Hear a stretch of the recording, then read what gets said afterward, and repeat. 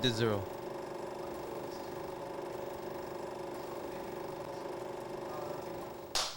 All right, on the daily podcast, episode 3, not 4.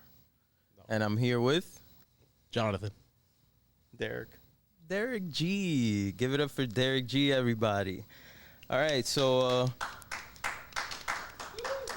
Slow clap. coming like that one. Slow clap. All right, so for those who don't know, Derick, big time photographer. Do you do videos? Yes, you do. Yeah. Music videos. He's probably produced films. This guy's done it all. Let the crowd know who you are, just for those tuning in that don't know, because we do have a lot of sneakerheads, a lot of vintage, lovers that tune in. Derick G, mostly known as a photographer, but kind of got my hands in a lot of shit. I like to call myself just a creative engineer, just kind of tap into. As long as I can stay creative, I'm down like for whatever, you know what I mean? But notable things, like I was with Cash Money for 6 years. I was with LeBron James for 2 years. I worked with Khaled, with Ross. I was a behind-the-scenes guy in every music video in Miami you could think of at a certain era. For background, like what time? Like what? 2006, 7 to like. So go back and watch those videos. Yeah, just YouTube Derick G. I always like when you find it. I was like when you post like old clips and stuff, and I'm like, oh shit, of course he did that. Yeah. Nah, lately, like I said, I've been working on so much stuff lately that I can't really post, and then I'll post it like a year and a half later, like, oh yeah, I did this too. I see a lot of photographers go through that, bro. One of my friends, I just met him recently. He's doing photography for Porsche and Rough out in like wherever the fuck, Germany or some shit. And he's been posting like, oh, this is all I could post for now. And then now I hear you saying it. It's like, it's very common. It sucks. I mean, you're getting hired for your craft, but it's one of those things where it's like you don't own the images. It's not yours to do whatever you want with it. You got to kind of, you're getting the paycheck, so the money's yours. But at the end of the day, you're doing it for the client, so you got to turn it in and respect, their wishes. How do you feel about that? Like, would you prefer having like your own say in what happens with the pictures, or you? Oh, 1,000%. I mean, if I can get paid to literally have full creative freedom and full responsibility to do whatever I want with it, I mean, that's, I guess, every creative's dream, right? Like, yeah, I've been seeing people push for like, hey, if I shot it, if I recorded it, if I took that photo, it's mine. Yeah, you could kind of fight that to a certain extent, but if you're getting paid for your time, for example, back in the days, like for you to do a commercial, like if you were an actor in a commercial, let's say a Taco Bell commercial, yeah, you would get paid for the day of work, and you would get residuals every month for every time that commercial aired. Fire. So they were paying people for years. So there's some commercials that you see 5-6 years going straight. It's the same commercial, same actor, same everything. And they were like, yo, this is dumb. Why are we paying this person? Like, they're not doing anything. So eventually what they started doing is they'll pay you a day rate, and then they'll pay you a buyout. So let's say they're paying you $2,000 for the day, but we're going to give you $3,500, and you sign it off, and you own no rights. So you just get paid $3,500 once. The one time, and you don't make money off of it no more. So, like, the game changed. So same thing with the content stuff. I mean, there's certain things. Sometimes I'll do collabs with people, and I'll be like, I want to be able to do whatever I want with the images I like. And you do whatever you need to do with yours, and it's like it's a happy medium for both people. Sometimes people are like, no, I don't want you posting nothing I don't want out, and then you can also set your price. Cool, if that's the case, I want X amount of dollars. Exactly, yeah, because then it fucks up. You kind of can control that in that aspect. Some people be like, fuck off, I'll do that shit myself, or I'll just find somebody that's gonna like follow my rules, Exactly, or they'll find a cheaper person, a better person that they think. So let the people know how did you find out about us daily, and how did we meet? Well, randomly, I kind of saw the Instagram, and then somebody told me that you guys were in Hialeah. And I was like, there's no fucking shout out Hialeah. There's no reshops. You were just trolling Hialeah the other day. Hialeah, weak-ass Hialeah. I was like, damn, should I text girls or should I bring it up? You should have texted him, yeah. Sorry, Hialeah. Sorry. That's all good. You got to remember where you came from, Don. This wouldn't be here if it wasn't for Hialeah. Y'all got to look at it that way. That is very true. I guess, yeah. But somebody told me there's a resale shop in Hialeah, and I was like, bullshit. Like, I don't believe you. I know everything in Hialeah. I guess I was wrong. I didn't know everything in Hialeah. And we happened to be driving by on the way to a photo shoot. And I look up and I'm like, oh shit, the shop's right there. Let's pull up. And we jumped out, and that's how I guess we initially met. And okay, from the outside, it didn't look very promising. Well, it was like it was when you guys you walk in and you made a left. It was exactly. The original rectangle, maybe like 400 square feet or something. I don't think we even painted the place nicely until like a year after. So you probably saw it just with the house window. It was before you guys did the new sign. Yeah, so it was definitely very rough. Well, it was still Kicks Daily. Exactly. It was still Kicks Daily. It wasn't daily yet. Nah, I remember the painting was just terrible. Yeah, but fuck it, y'all. I mean, to see you guys go for how long ago was that? That was 2014. Yeah, 2014. So, fuck, it's gonna be 10 years. Yeah, it's bro. Yeah. Well, we started the website in 2013, so next month is 10 years. Holy it's shit, just then next year is 10 years of physical location. Yeah. But yeah, we started the LLC. You good moments there. You guys talking about Valve, and I just remember I brought Mayor over there. Yeah, bro, that Mayor. When Mayor came through and we had the machine in there. You know, I mean that's cool shit. Like you guys were bringing people to Hialeah that never.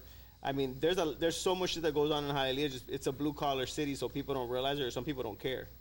You know what I mean? Unless it's like some straight cool atong shit. Yeah, not, exactly. You know, for the public, no one really cares about nothing. So you can kind of move around low key in Hialeah and not. You know. Yeah, we used to like troll all the time when we go to lunch and we see like these businesses with like a Disney font just on right there on Front Street. It's like, damn, only in Hialeah using heat like logos and all type of shit. No rules apply in Hialeah. It's its own economy. And even then, when we opened, usually when a business opens like on South Beach, like around here, to get licenses and all that stuff, the permits. You guys open doors and eventually. Yeah, I mean all we did was just go to. We never had any issues. It was like literally like.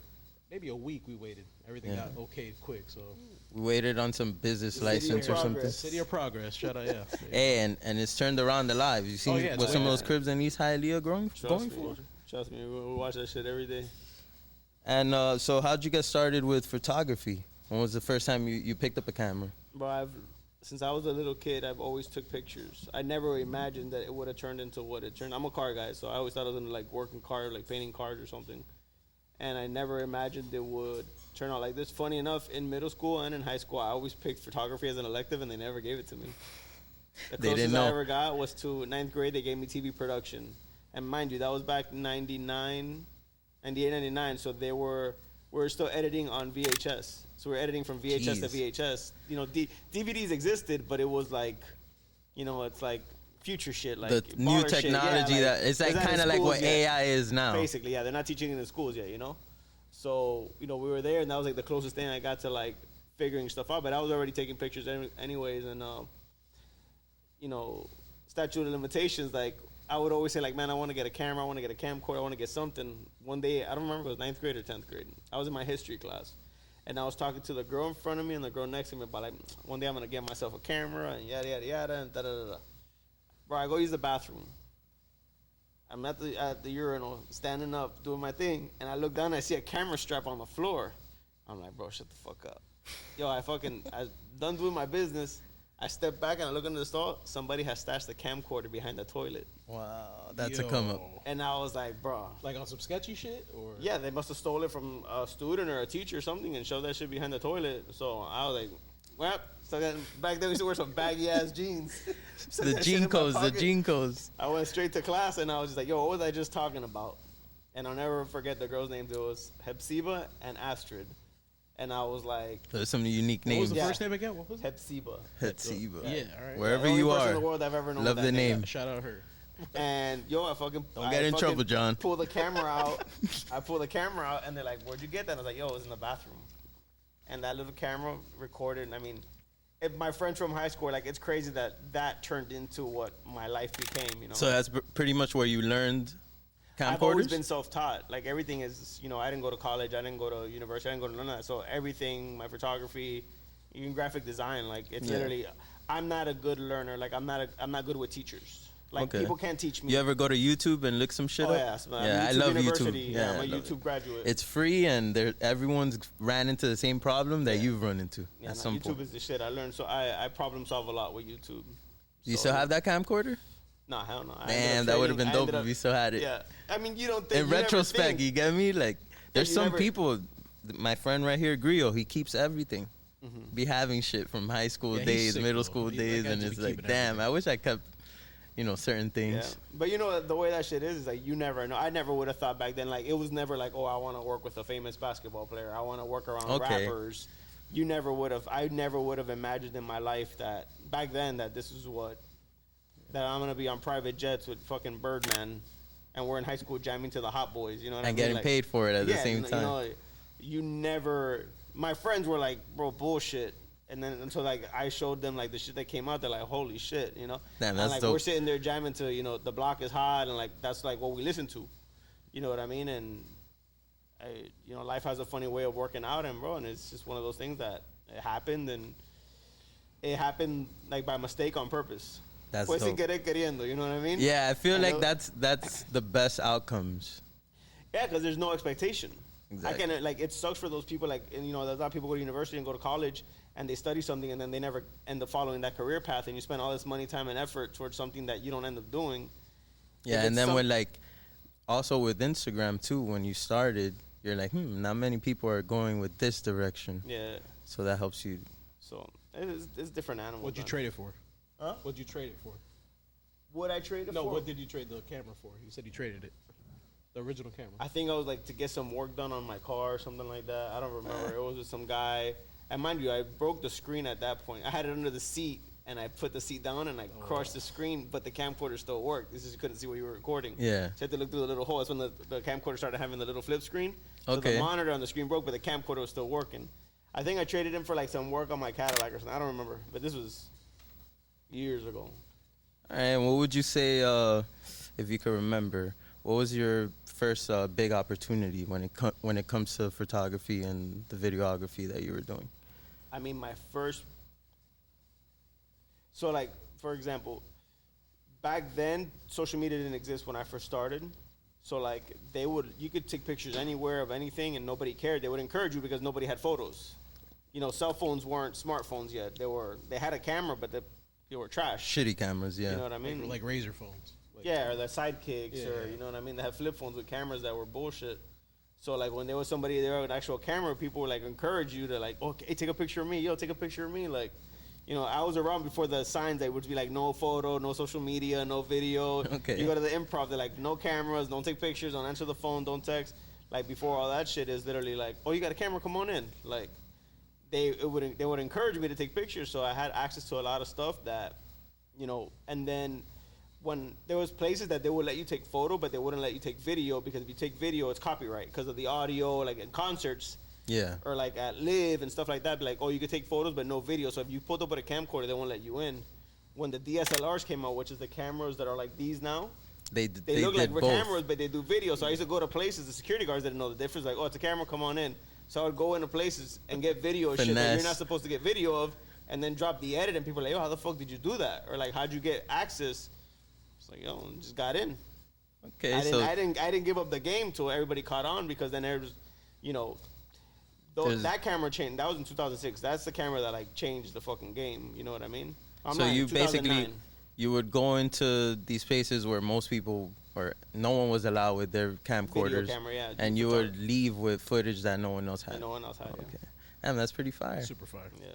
I would have never thought it happened that way. I thought you were gonna say like, yo, you know, someone's hit me up for a wedding, and then it just snowballed from there. Oh no, I've done like I mean, it gets to a point where like it's happened at podcasts where people, and then like once we get off air, we start talking about, it's like, oh yeah, I did something like that, and it's like, Yeah. damn, we wish you would have said it on air. But Okay. like you forget, because it's so much, and you think you're gonna remember everything, but at a certain point things start becoming a blur, and you gotta like, I go through my hard drives like once a month, and like I go back to like old folders to like, oh shit, I forgot I did that. Oh shit, I have that. That probably Oh, damn, I helps you should like post that. recreate new things too. Well, yeah, like for example, like this whole YouTube push. Back then, I used to have a YouTube channel, and I tried to post on there and the whole nine. And I thought about like, oh, I'm gonna do YouTube, and I'm gonna get in mind. This is when YouTube first started, and I was like, oh, it's too much work. I don't care. I used to be on Vimeo, Okay. and I used to post all my shit on Vimeo. There was a mind you, point where Vimeo was like that was the shit. That was like the Like high what end. Rumble Always is had- now. I always had the best quality. Yeah, it was like the high end YouTube. It was more for Yeah. like businesses and stuff like that. And then that shit bit me in the ass, because I actually had somebody from YouTube contact me to like try to get me to come back over, and they were like literally like, can you call YouTube right now? Most people can't. I actually have a phone number of someone on YouTube, Fine. and they answer the phone, and I have conversations with them.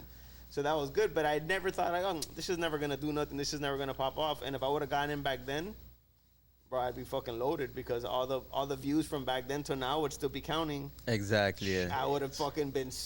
I wouldn't have to do shit. I could literally just go film shit and like live off the residuals. You know, like a lot of these guys are. You know, like what's his name, Mr. Beast and all these guys. They just fucking live off the Yeah, the residual endorsement deals game and is shit, wild. But obviously, just like the views and whatnot. But fast forward, on Vimeo, I got a copyright thing because of all the Cash Money music. So obviously I could legally use it, but because it's copywritten, Universal, I don't know what happened. They fucking shut my page down. I had 700 plus videos and they deleted everything. So you were allowed to, but then basically like a higher up came, or a company. Yeah, the company was like, oh, probably so Universal like a cease and hit them, desist? and they were like, they didn't even give me that option. They were just one day, I just go to log on and my shit was just, it didn't exist no more. So if you ever embedded my video into your website or anything, gone. So all 700 plus videos on Vimeo are gone. The upside is, now just because obviously I don't even watch TV anymore. I just watch YouTube all day long. I'm thinking about going in, starting a channel and having, you know, you can open multiple channels. Yeah. Open a channel just for like all my throwback shit. Yeah, I've seen some podcasts, they'll have like a YouTube channel just for their clips. Yeah. Like the clips that they know are going to go viral. Yeah. And then that's I'm thinking about like uploading on. So the good thing about it going is that a lot of people would rip my shit off the internet and post it on YouTube. So like if you Google my name or Google like YMCMB, you'll see a lot of shit that I did back then, and they're getting views on it, but it hasn't been flagged. But then mine got flagged on the other one. So I reached out to my YouTube Connect not too long ago, and he's still there. Oh, that's fire. So now I'm thinking about like if I can go back in with their guidance and do it the right way, upload all my shit, because now you can sign up to programs where you can use music that's copywritten, but it's legally allowed because I guess you pay a fee. And then they get always about money. Yeah, and they get their cut, which is fine. But if I'm gonna make money off of it, I don't mind breaking bread as long as I make my cut too. You know? Yeah, exactly. For sure. Is there anyone that you would say like helped you when it came to your physically? No, but there's a lot of people that opened doors for me and created opportunities. You know, they started a wave, and I was able to jump on that wave and run. Yeah, or like they introduced you to somebody. Introductions, nah, man. No, never. It was always just kind of like right place, right time. So like.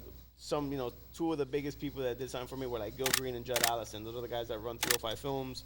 You know, okay. Gil does all the Heat intros. He did We Taking Over, Lollipop for Wayne. I mean, it's so many videos that you forget. Once again, it's like a blur. But he was one of the guys that first like let me be on set with him and was like, yo, if anybody tells you anything, just tell them you're here with me. And it was just one of those things where it's and like, while you're there, you're meeting people, you're shaking hands. I'm the only guy taking photos because the cell phones aren't a thing. Yeah. Damn, that's fire. You meet someone, they're like, oh, this is the camera guy? Yeah. All right, we're going to run with him everybody's then. like, that's how I met Birdman. No one introduced me to him. Like, I was on set taking pictures on Money to Blow. And he's like, oh, can I see that picture? So I go to show him. It was a picture of him and his daughter throwing money, like, in the air. If you watch the video, you know the exact scene I'm talking about. It's like an all-red scene with these two white Maybachs. And, a Maybach and a Lambo, I think. And he's like, oh, I want to buy those pictures. And then, yo, nephew, get his number. And that's how I met them. And she's like selling legal drugs. And then next time I was like, yo, what do you charge to go, to Europe for 10 days? It's like, I'll go for free. I'm not going to tell you that, though, but I would have gone for free. And, I worked out a rate with them and I dipped with them. But that's what started. Getting paid to travel must be a hell of a feeling. Traveling alone. Not even that. Getting paid to travel and then having all your expenses covered. That's the animal. And then you hit them over the head with the per diem. Per diem. Did you have any mentors at all? Like, I would probably say like Gil, Judd, David Russo from Creative Scene was another one that would like allow me around. Chris Robinson, which is director of ATL, like he was a homie and he would like whenever I was around, he'd come through, do your thing. And then just like in the car world, I had a lot of like different, just big bros, I guess, that were just like. Hey, I meet some interesting people because of cars, bro. It's crazy. Bro, you gotta understand, cars is a universal language. It's like music. So like, Gumball, the rallies? Yeah, the Gumball 3000. Yeah, Gumball 3000. So the shit with that's just basically a networking meeting. It's also like, a wealthy man activity in my book. But you gotta understand something. What do a dentist and lawyers, all these people, realtors. They're never gonna cross paths, but they both like supercars. Yeah. So you put them in the room together. It was like, oh, you like Lamborghinis? I like Lamborghinis too. Oh, cool. Yeah. I've met some people that have been like, damn, just because of my car? That's dope. Even when we did the thing where I put my car at Amari Cooper's party because of you, just because I knew you hit me up, I had the car. Because of that party, I ended up with that white E30. And I fell in love with the food, man. The food was insane. The food was fire. I took a plate home. I was like, damn, man, I should have got more plates. That's soul food, bro. What would you say is something that people misunderstand when it comes to Derick G? Because obviously Derick G and Derick are two different people in a sense. In general, people say I'm very unapproachable, and they say I come off as an asshole. Like the little grumpy cat. Yeah. So I guess that's why we ran with that when grumpy cat was a thing. And it's just like I'm actually very like easygoing, and I'm very go with the flow. But I'm also very stubborn in my own ways. But I don't have malice. I don't have a bad heart. I don't have revenge on people. It's one of those things like you do me dirt, like cool. I know what it is, and I just go the other way. Like I'm not, life's too good and life's too short to like dwell on bullshit. You know what I mean? So that's like in general. Now it's the biggest the biggest issue that people get wrong is that they just keep me in that photo bubble. So I do a lot more than photography at this point. I'm throwing events. I produce. I do full blown production. I've done consulting for brands. I've helped develop brands, but people still know my Instagram. I was like, oh, that's the guy that shoots the rappers and all the hot chicks. So it's like it's which like, are you still doing that these days? I mean, I just shot at the Hard Rock. So I shot a chick, and I'm actually shooting tomorrow and possibly Thursday some girls for this whole F1 thing that's going on. But it's not what it used to be. Obviously, back then. I was specifically asking about the juicy Instagram models. You had the hey, Derick, I need the photos. Tomorrow I'm shooting 2 nice ones. They work at 11, so you can imagine. But yeah, I mean, it's not what it used to be. And these shoots are actually more for me. I got really heavy into the vintage and got really heavy into like Miami history. So I just been working on a lot of shoots and stuff like that. That's gonna add to like the historic aspect, and just kind of doing it the way I would do it. I don't have to do it with a race car driver. I could do it with a hot chick because we're in Miami and that's what I'm known for, and it works. Okay. You know what I mean? So I please the guys and girls that want the eye candy, but then I also please like the historic guys, like, oh, that's dope. You put that on like a hot chick. You know what I mean? So do you see it as if like you're reinventing yourself in a way? I mean, I think we all reinvent ourselves, as often as we can. I mean, as long as I've known you, I knew you were a car guy because of the Subaru.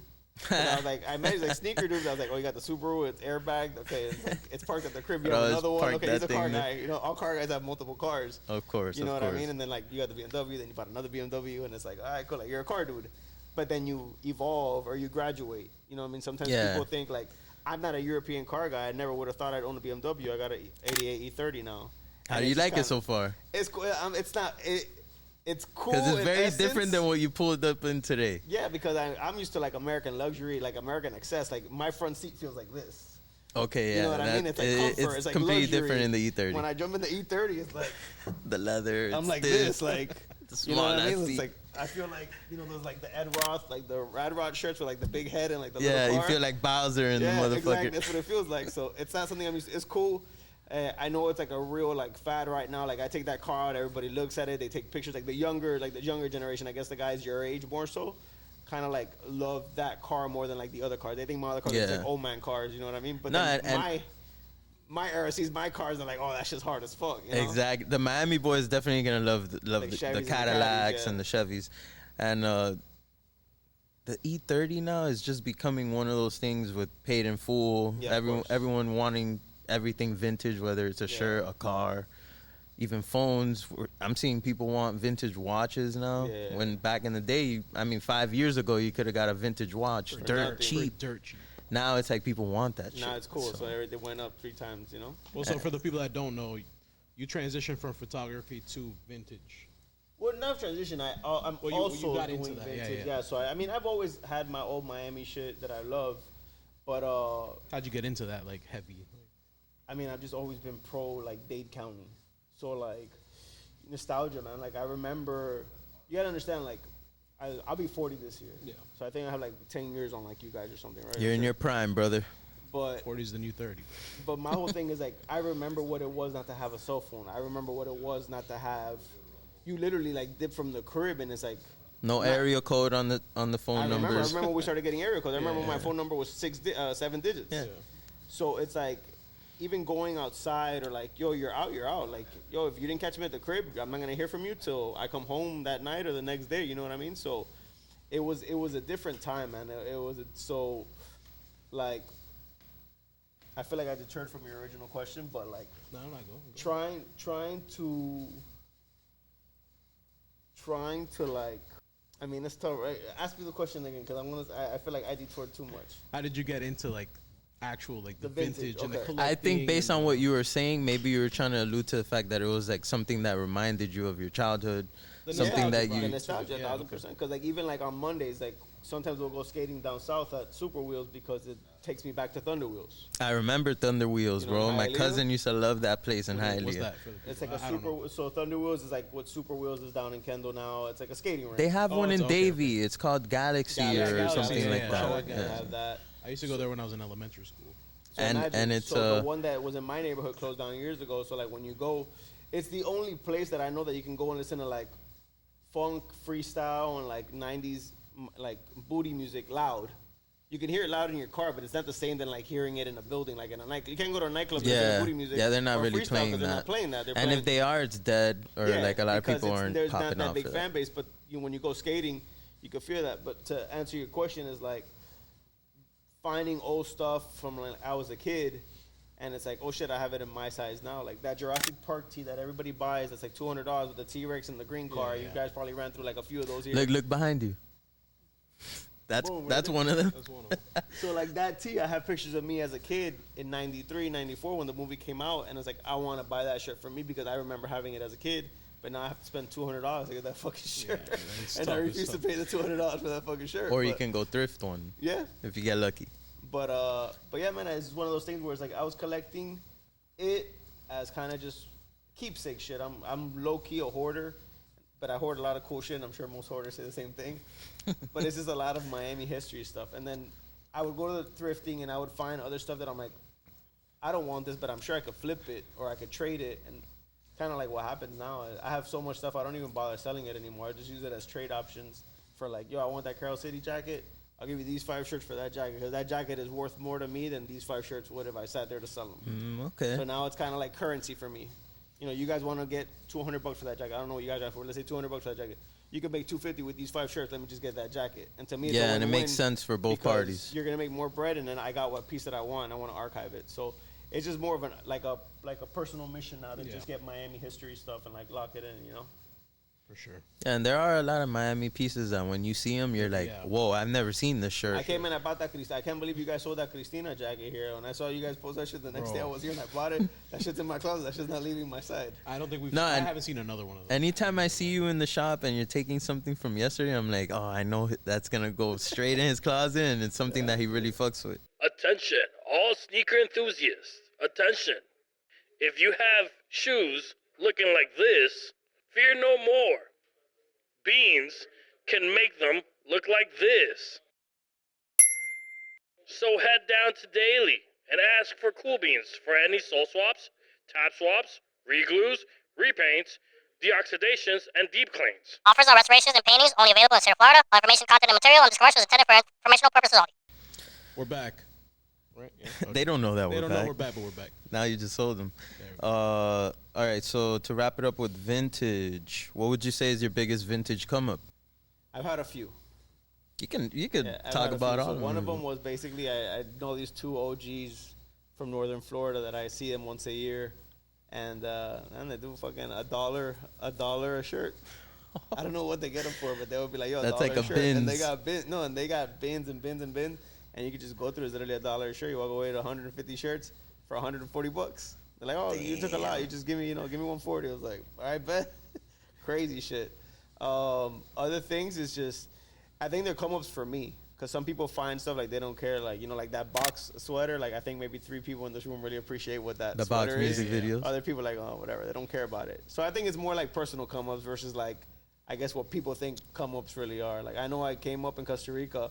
I found one of the Lithuanian basketball Grateful Dead. Yeah, Grateful Dead tie-dye shirts. Fire shirt. And the kid over there was trying to sell it for like big bucks, and I was like, you're not gonna sell that for big money here. I'll trade you 6 pieces for it, and you can sell the 6 pieces. Same thing as I spoke about earlier. You could sell the 6 pieces for more, and let me just take that shirt back to the States.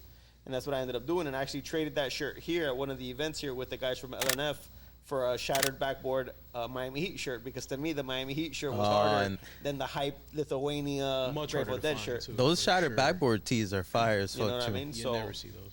I'd rather have that than the Grateful Dead tee. But once again, it's like my whole thing is like history, not hype. So yeah. But for LNF, like they love all that stuff and they have the customer basis for that. So it was like a perfect trade. Shout out LNF, Lost and Found Vintage. So it was a great trade off for them. So like I said, it's a lot of more like personal stuff than it is like things, you know, that I guess people would consider. Yeah, it's like more so like you don't care about the monetary value. It's more so like, yo, I haven't found this. It's my size. This is a come up. Yeah, like weird ass hurricane shirts or like all like the Grand Prix Miami jackets and like just random weird Miami stuff that I personally like Porky's strip club t-shirt from Hialeah, you know? Yeah, like if you know type shit, especially if you're from Miami. Yeah, I've worn shit where it's like brands be like, bro, where'd you find Hialeah Speedway sweaters and like random ass shit. No, like, now a lot of people, like big brands, they'll see a dope vintage shirt and they'll remake it. Oh, no, 1,000%. That's the name of the game, though. Yeah.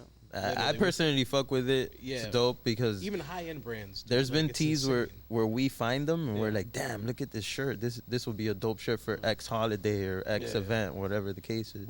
I used to sell out of a store in the design district. They gave me a rack to sell vintage out of, and it was in the design district, so obviously, you know, big dollar customer. And some people would come in and be like, oh, this is secondhand. That's disgusting, you know, because some people don't get that. Yeah, they don't understand. There's some people like, oh, this is original, I want it. Other people like, oh, that's used, now I'm straight. Yeah. So he ended up the guy that owned the store, he ended up finding a brand that started cutting and sewing shirts, single stitch. To look like the so they vintage. felt, and then he got licensing from like a record label, so he had like Nirvana shirts. He had all these different like rock band t-shirts that looked from the 80s and 90s. Making it they killing. were brand new, and they were selling them for like $250, and they're brand new Repops, but... And people don't. Money, they don't care. They don't care. Oh, that was new. I'll take that one. And mind you, I have the real one for $150. That one's $250. It's like, oh, I want the new one. Yeah, you try some shit like that in the sneaker world. It's not happening. Like, you know, nah. There's a few examples you can. Yeah, you can look them up. It doesn't work. So what would you say is your biggest failure, if you have any? I don't like to think about failures in the sense of like everything's a lesson. Mm-hmm. So you can sit here and be mad about a situation, and you can sit here and process the situation. You know, there's obviously like we're human, so I've been pissed about shit in the past, but like as I get older, I try to like sit back and understand like where did I fuck up, or where was the fucked up situation. So to save face, I mean, sometimes I shoot myself in the foot. You know, with Cash Money, the reason I stopped working with them like at that moment was a World Star Hip Hop started saying, that's when World Star was like on top, yeah.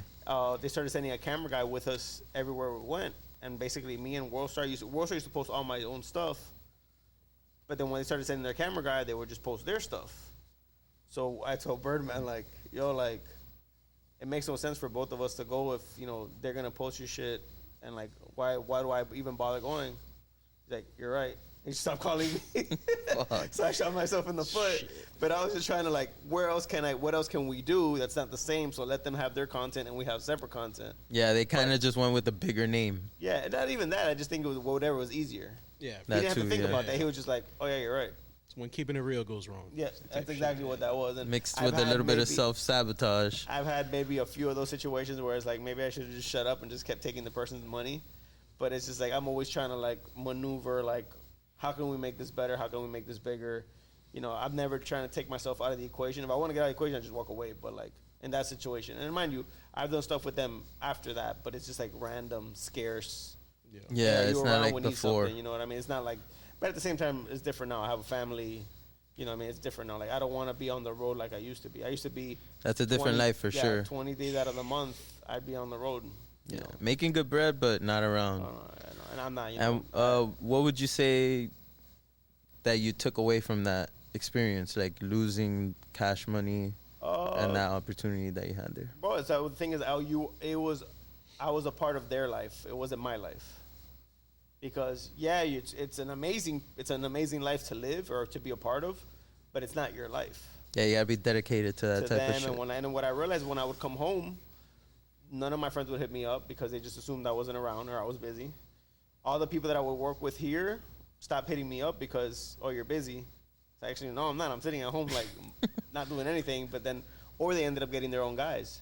No, and social media gives this perception too, where like, oh, he's way good. He doesn't need to do this. And we've hit you up for things in the past, ideas. I know I lent you like Supreme stuff. You did a photo shoot with it, and like you did the setup at Basel, and it's like, dude, we would have never thought. At this point, you have like 100,000 followers, and like we're over there with our whatever we had. Is more so like, nah, this man's humble, and you're actually interested in something, you're gonna pursue it and give it your all. You've given us ideas and how you view things, and it's like, damn, I wasn't even thinking about that. Well, my favorite thing about photography is that I can literally show the world the way I see it. Literally.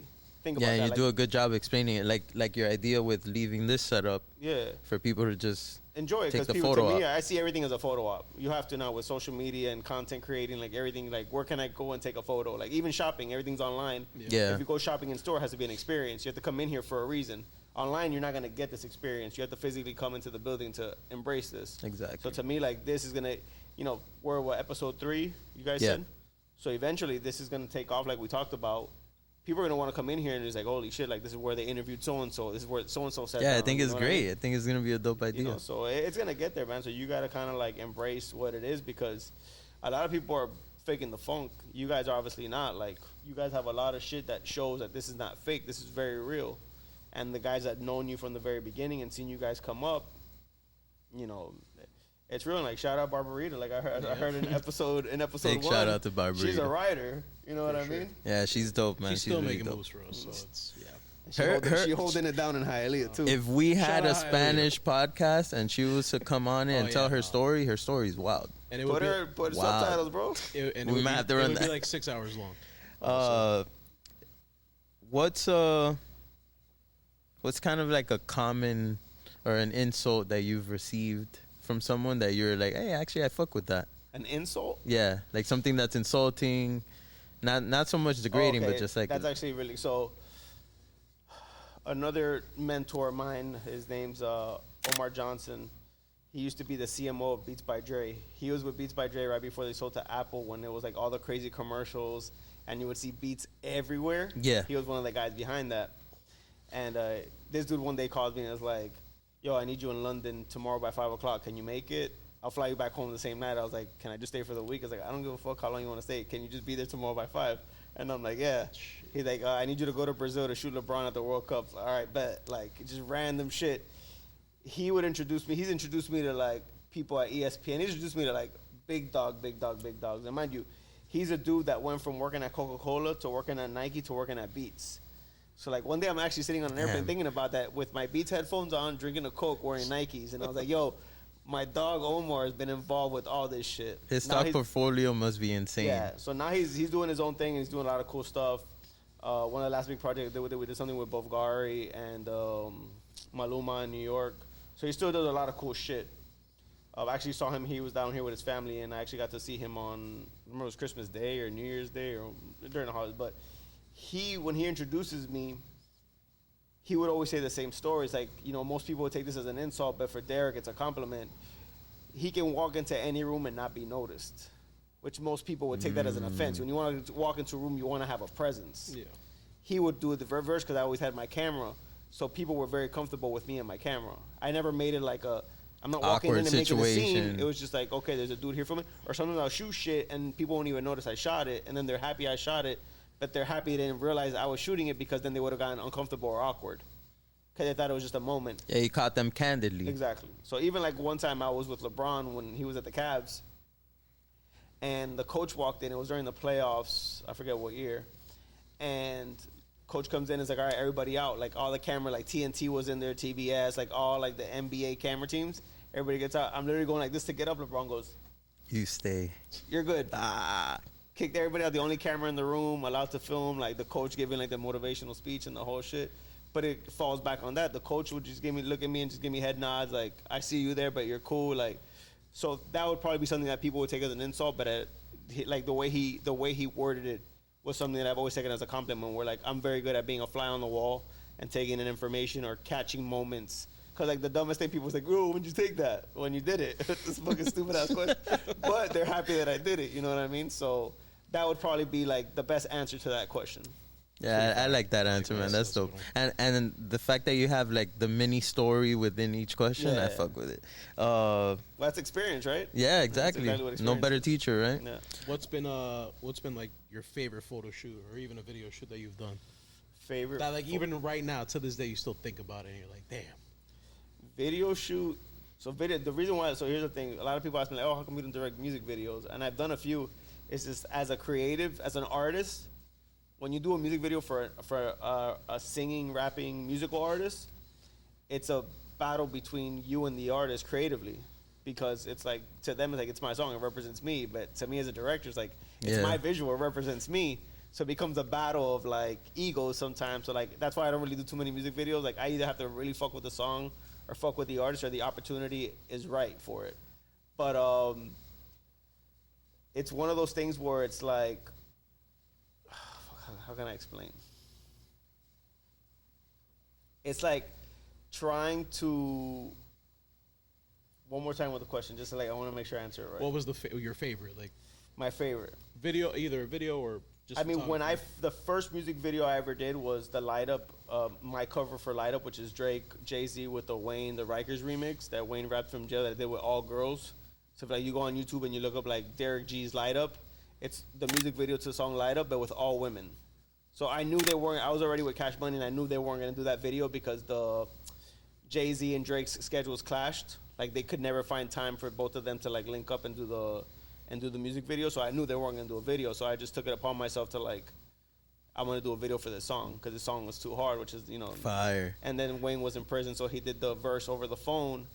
So out of like when I decided to do it, I hit up my friend Deanna. I hit her up. She has like a Beyonce vibe, and she used to rap. And I hit her up, and I'm like, yo, I want to do this, practice this verse for me. It's like, all right, cool, I got you. And then I wanted to play as close as possible as I could to like what the characters look like. So like I went to my friend Aisha. She's half black, half white like Drake, and I wanted her to play the Drake character. So I was like, yo, learn this verse. I'm working on a project, and you learn this verse. Don't tell nobody about it. And then I went to my other friend Paris, and Paris is all tatted up, like on her face and everything. I was like, yo, I want you to do Wayne. So practice Wayne's verse. And then if you watch the video, there's 3 other girls like kind of like co-stars. So like the Jay-Z character has a driver. The Drake character has a driver, which is female. And then the Wayne character's in prison on the phone has a PO or like a bailiff or a guard that's also a female. So all those people, all the people that helped me shoot, I didn't tell nobody nothing. I was like, hey, I'm working on a project. Meet me at this address at this time. This is what we're doing. And I didn't tell nobody till they arrived. Like, because I didn't want nobody to like spill the beans. And I did it, and it was very organic, and it was just fun. Like all the cars that I got involved, they all did me the favor. Like it was just one of those things where like I think I did it with like $700. It was like total. It was for like food and like editing. And it was probably like, and it was cool because it was all organic. I didn't tell nobody I cashed money. I did it. I just did it and I dropped it. And then I went to the studio the next day to see what's up, and they're like, yo, what's up with that video you did? And then we were shooting Aston Martin Music like a week after, because Gil did that, and I was obviously with them on that on behind the scenes and helping them with the casting and all that. And I had showed it to Gil and to Judd, and they were like, yo, show it to Margot. Margot at the time, I'm not sure what she's doing these days, but at the time she was a video commissioner. A video commissioner is basically like the person from the label that comes in to make sure the money is spent properly and the artist is happy and the director's happy, and kind of just making sure they're like a representative of the label. Okay, kind of like a property manager of a project manager, let's call it. And they were like, yo, show that to Margot, and I showed it to her. She's like, oh, dope. Like, what it cost you to do that? Because that's her, like with her hat on, it's like, wait a minute, music videos cost X amount of dollars. This kid did this shit for nothing. Yeah. But I got to show it to her, and then she fucked with it, and then eventually, like, I got on set, and I saw Drake, and, Future, Drake's manager, and, like, he's the homie, and they're like, oh, that's super dope what you did, and, like, it was all positive. Like, nobody, like, yo, why'd you do that? Everybody's like, oh, damn, that's dope that you did that. Oh, that's even better. So, I was expecting you to say they weren't fucking with it. Yeah, that's dope. I got good feedback from everybody, and so that was a great experience. And then obviously, like, my first major budget production was like $80,000 for a Birdman video that we shot in LA and Miami. Like, that was good. And I mean, it's different. I mean, they all have different situations, but I mean, LeBron in Brazil was fucking dope at the World Cup. Yeah, I thought it was crazy. I met you, then you were doing the LeBron thing. Yeah. I'm like, fucking. And I know you're a LeBron fan. Yeah, I'm a huge LeBron fan, so I was just like, damn, this dude's a fucking legend. Somehow I met him. Somehow he came to the store, and this man's following LeBron. I would see you on TV during the finals and everything. I'm like, I know that motherfucker. I wore the Hialeah hoodie on purpose because I'm actually gonna be on TV. So, do you have a least favorite photo shoot or video shoot? I've had a few, man. Sometimes you kind of deal with people that they want to tell you what they want to hire you, but then tell you what to do. Yeah, they don't want you to be creative. Yeah, they don't want you to be yourself. Do it yourself. And I'm very like, yo, if you're hiring, or like, go hire Fulano to do that. Tell a chef how to make the food you're gonna eat, right? Exactly. You know what I mean? You might be like, hey, less salt. You can tell me like, hey, like, don't shoot me from this angle. All right, cool, I got you. But don't tell me how to do every single thing. So it's just more so that, like, if you're hiring me to do something cool, like, let me do my thing. Like, that's why you first hit me up anyways. And what would you say came out of nowhere for you in terms of, like, a business venture or a successful event that might have occurred where you're like, damn, I had no idea that was coming my way? I mean, probably, like, the biggest thing, and, I mean, 305 Fest. I did this thing on March 5th, we celebrate the 305 here at the crib. And this year I used to work with a team that does this big party, and I decided I'm going to do my own thing. So I came up with 305 Fest, and I teamed up with the team at Oasis to do it there. And, man, I reached out to the whole city, and I did everybody was doing, like, a lot of people in the city were kind of doing their own thing this year. And I was like, all right, cool. It just solidifies that the city's into celebrating. Yeah, they see other people do events, and then they're like, oh, next year I need to be a part of that. You know what I mean? So it's a great thing. And, man, I just reached out to a lot of people that I feel like can do good stuff, but I just feel like they don't get asked to, so they don't ever make the effort. And I reached out to a lot of people that are like, man, you know what? I've always wanted to do this, but nobody ever reaches out. It sucks that somebody has to reach out. Like, yo, you could have just done it yourself. You don't have to wait for me to hit you up or somebody else to hit you up. But long story short, I hit up a bunch of people, man, and like the city really showed out for me, bro. Like I was super happy. Like people like, yo, was there any negative? And I was like, if I was to say anything negative about this, it'd be me being ungrateful. Like, yeah, it was such a great turnout. It was such a great response. And they let you full control of the creativity. It was my event. Yeah, fine. It was my event. The venue was just like, yo, they had hit me up the year prior to do something, and I was already locked into something else, so I couldn't do it. And then this year, since I decided to do my own thing, I reached back out to them like, hey, it's on a Sunday this year. You guys down? They're like, 1,000%. The place is yours. What do you want to do? And I was like, all right, cool. Let me get on it. And I put my deck together. And creatively, they're like, oh, this is cool. Run it. Like, get on your shit. And I just started calling everybody. Smooth and what sailing. I learned is that, I feel like everybody wants to get involved in shit, but just people's egos get in the way and nobody wants to ask for favors. I'm not one that asks for favors. I'm one to present opportunities. And if, like, yo, I'm doing this shit, you want to bring your car? I'm asking you for a favor. I'm giving you an opportunity. You could easily just say no. Yeah. I reached out, I think it was to like 14 or 15 DJs. Every DJ said yeah, except for 2. One told me he couldn't because he had a prior arrangement with his family. And he reiterated, he hit me back like, man, I really want to do this shit, but I can't, my bad. And the other one just told me straight up no. And I was like, all right, cool. Like, there was no heat. I didn't get mad at him. I was like, all right, cool. Like, yeah, I know where I stand with them. And maybe it's not personal. Maybe it's just like, I'm busy that day. Or like, you know what? I'd rather not. You can't, when you do something so much and somebody asks you to do a favor, another opportunity, it's like, yo, I don't need no more opportunities. I need a check. Exactly. And by now, it's like, yo, Derick's hitting me for this. I really want to do that. So it's dope to see where, like, they're actually, they feel bad. They know they're missing out on an opportunity, but it's all love at the end of the day. Exactly. So, like, it was really, really good turnout. And, I mean, I was, like, I know a lot of people fuck with me, but I didn't expect it to be what it turned out to. Udonis showed up. I saw Captain of the Heat. That was fucking great. Giancarlos Canela showed up. For those of you guys that know who he is. EFN pulled up. Yuli the Monster pulled up.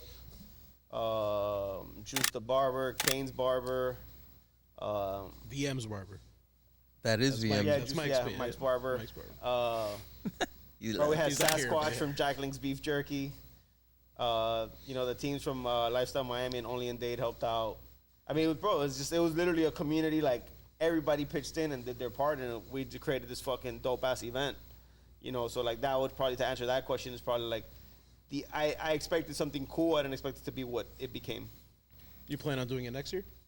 Next year falls on a Tuesday. So whether as big as you want to do it, I don't, obviously some people take it, some people take it more serious. I think on the weekend is obviously going to always hit more because it's just a family-friendly event.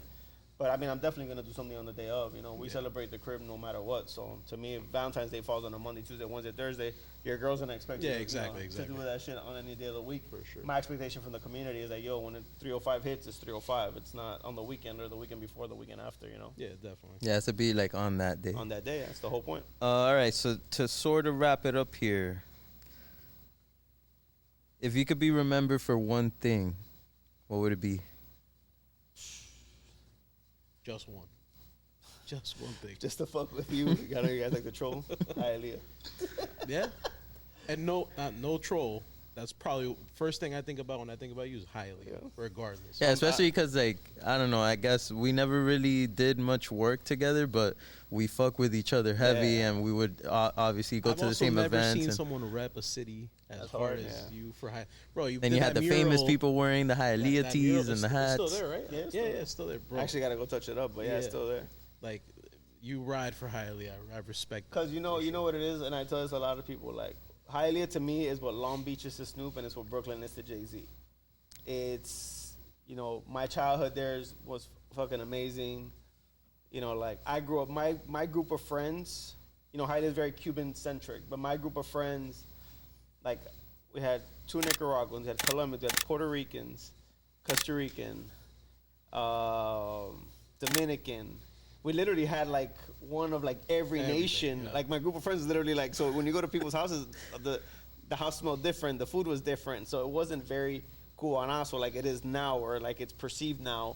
It was just, like, Chico shit, like Latin American. Like, all our parents were Spanish, but we all spoke English. Yeah. You know what I mean? We spoke Spanglish.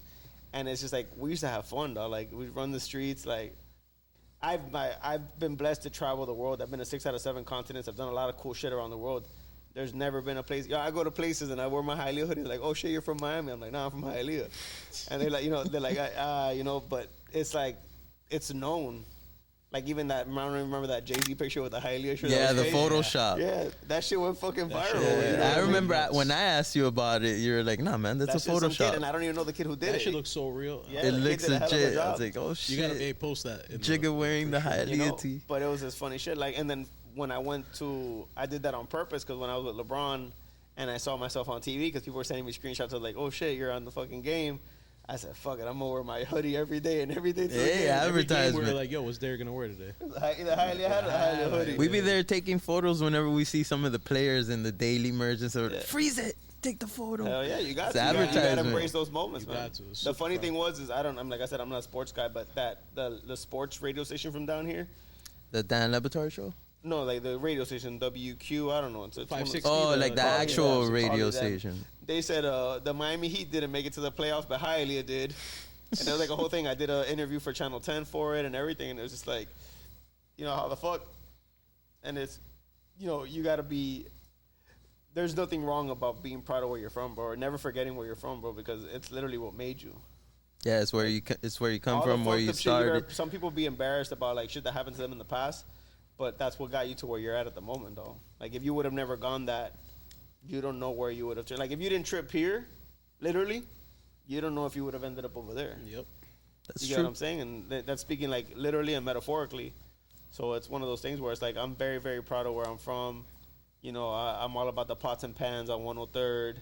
We're out there every single time. Elion came. Hey, I would go when LeBron was here on the Heat and they won. I would go out there with the boys. You know what I mean? And it's just like, hey, you got to rep, man. You got to rep for the crib. So, do you have any advice for anyone that wants to pick up a camera or a camcorder or even wants to get into production? I know you're a jack of all trades these days. Bro, shoot. Vintage, buy what you like. Fuck what's cool. Fuck what's hype. Buy what you like. I think a lot of people should listen to that advice because from what we've seen with vintage the last few years, a lot of people fall victim into that, whatever the hell's hot. Hype, yeah. And then it always fails. So it always comes back down to earth. At the end of the day. It becomes saturated, and then that's the problem. Then it's not. If you're true to what you love, your customer's gonna come and find you. You know what I mean? Like, I have my relationships with, like, the top 5 Miami vintage guys here, and like we all talk shop. We all talk about the cool shit. Like, we embrace some of the shit that people might not like, but That's like the biggest thing on the venture side. On the production side of things, bro, it's not the gun, it's the shooter. So don't worry about not having the best camera. If you only have an iPhone, bro, shoot the shit out of stuff. There's kids making real money on YouTube with and on nothing fucking but TikTok iPhone. with nothing but a fucking iPhone. So at the end of the day, it's like, if you really want to create, you don't even need a camera to create. Creating is creating. So like, do what you love, follow your heart, fuck what everyone else is doing, fuck what's cool, do what you like, do what makes you happy. And your people and your fan base is always gonna find you. The people that fuck with what you fuck with, which are the people you want around anyways. Why would you want to be around people? Why do you want to impress people that don't care about you or don't love you or don't care for you? Like, why are they so important? They're not. So do what makes you happy, and the people that makes happy are gonna show up for you. That is true, man. I've fallen victim of that whole like caring about what the next motherfucker thinks. Man, we're human. It happens to everybody. There's nothing wrong with that. Now I realize, like, when I'm doing that shit, I'm like, bro, I don't care. You'll always be better off doing your own thing. I appreciate you coming through, bro. I know you have a crazy schedule these days. You're a dad now, above all. And the last time, really quick, the last time I saw you, you remember where it was? Oh yeah, fuck that guy, man. Hey, I appreciate you coming through, bro. Been a hell of a fucking episode. Fuck that guy, bro. He needs to learn how to drive. Any closing statements? Any pages that you want to? Happy for coming through, man. Thank you guys, man. I'm glad. I'm very proud. You want to plug anything? You got the lottery page. Just follow me on the gram, man. At Derick_G. My dog will put it on the bottom somewhere here. We'll edit it. Lottery vintage somewhere around here. A retro_date somewhere around here. Yeah, just follow me on the gram. I'm getting better at posting again.